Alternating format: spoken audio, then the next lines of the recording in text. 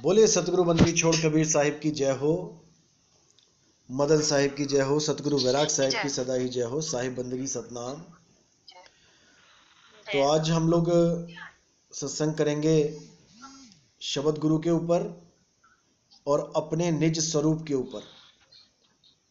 क्या है शब्द गुरु, क्या है निज स्वरूप, आज इन पे बात करेंगे। जैसा मैं हमेशा बताता आया हूं कि शब्द गुरु ही वो शक्ति है, वो परमात्मा है, वो सबका माई बाप है, जो किसी जात, किसी धर्म, किसी बंधन में नहीं आता। वो हर बंधन से, हर जात से ऊपर है, हर देश से, हर सरकार से ऊपर है। वही सबका मालिक है, वही सबका परमात्मा है। लेकिन उस शब्द गुरु की सही जानकारी ना होने के कारण हम लोग आज तक उसको प्राप्त नहीं कर पाए। हमने बहुत पूजाएं करी, बहुत अर्चनाएं करी, हमने युगों युगों तक मंत्र जपे, हमने योग साधनाएं करी, बहुत कुछ किया, हमने तीर्थ व्रत पूजा कुछ नहीं छोड़ा। सतयुग से लेके द्वापर तक, द्वापर से लेके त्रेता तक सब कुछ करते ही आए। तीनों युगों में हमने भक्तियां करी, हमने ऐसा कुछ नहीं छोड़ा जिसका प्रमाण आपको ग्रंथों में भी मिल जाता है कि कितना कुछ इस जीव ने किया, कितनी बड़ी बड़ी तपस्याएं करी, 21-21 हजार साल, 50-50 हजार साल, क्योंकि उम्रें लंबी होती थी। 50-50 हजार साल तक साधनाएं करी, लेकिन आज भी हम यहीं बैठे हुए हैं। यानी कि हम मुक्त नहीं हो पाए। कुछ ना कुछ तो हमने किया ही होगा भाई, इतने पापी तो हम नहीं थे कि हमने कुछ भी नहीं किया होगा। तीनों युग में कुछ तो किया होगा, मंत्र जपे होंगे, मंदिरों में गए होंगे, तीर्थ किए होंगे, चारों धाम किए होंगे, लेकिन आज भी हम यहीं बैठे हैं। इसका मतलब यह है कि कोई कमी रह गई थी हमारी भक्ति में, हमारी साधना में, जो हमें मुक्ति नहीं मिली। हम आज भी इसी तीन लोक में धक्के खा रहे हैं। क्यों खा रहे हैं? क्योंकि हमने उस शब्द गुरु का भेद प्राप्त नहीं किया। शब्द गुरु आता है इस दुनिया में अपना राज बताने, अपने बारे में समझाने आता है, लेकिन हमारी मत इतनी ऊंची नहीं होती है। हमारी मति, हमारी बुद्धि का लेवल इतना ऊंचा नहीं होता है कि हम उसकी बातों को समझ पाएं।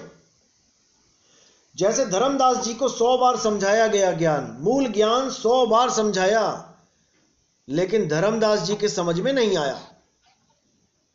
इसीलिए साहिब ने एक कहानी बना के उसको समझाने की कोशिश करी कि एक कहानी सुनाता हूं, शायद इससे ये समझ जाए। इसीलिए बोला साहिब ने, धर्मदास ये जग बौराना और कोई न जाने पद निर्वाणा, यही कारण में कथा पसारा। कारण भी बता दिया साहिब ने कि अनुराग सागर की कहानी मुझे क्यों सुनानी पड़ी।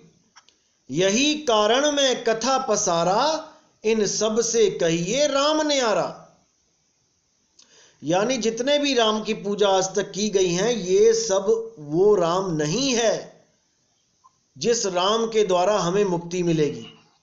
जिसके लिए साहिब ने बोला, सेवा को दो ही भले, एक संत एक राम, और राम है दाता मुक्ति का, संत जपावे नाम।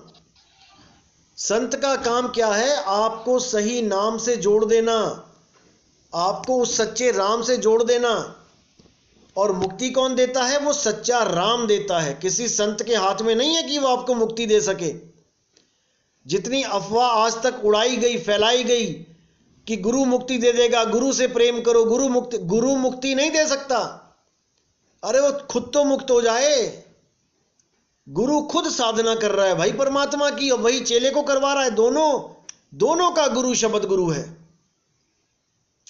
यहां तक बोल दिया साहिब ने, एक डाल दो पंछी बैठे, एक गुरु एक चेला, और गुरु की करनी गुरु भरेगा, चेले की करनी चेला। अब इससे ज्यादा क्या बोले वो?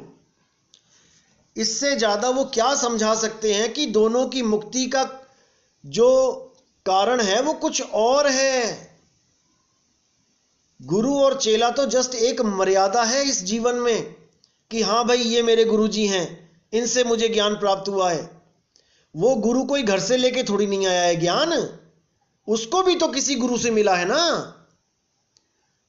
ऐसे ही गुरु से आगे गुरु, गुरु से आगे गुरु, आगे अगर धुर पे लास्ट में जाके परमात्मा अगर आपको नाम दे रहा है उस पंथ में, उस गुरु को, तब तो आपके पास सही ज्ञान पहुंच रहा है, आपकी मुक्ति होगी।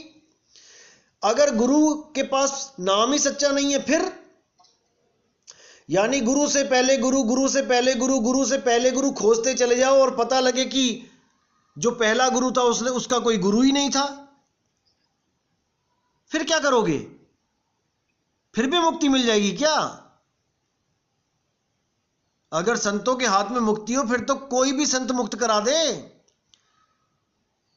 इसीलिए बार बार मैं कहता हूं कि देही गुरु अलग है भाई, विदेही गुरु अलग है। देही गुरु को तो चेलों ने जहर तक खिला दिया, मार दिया उनको प्रॉपर्टी के चक्कर में। विदेही गुरु को भी मार सकता है क्या कोई? कोई नहीं मार सकता।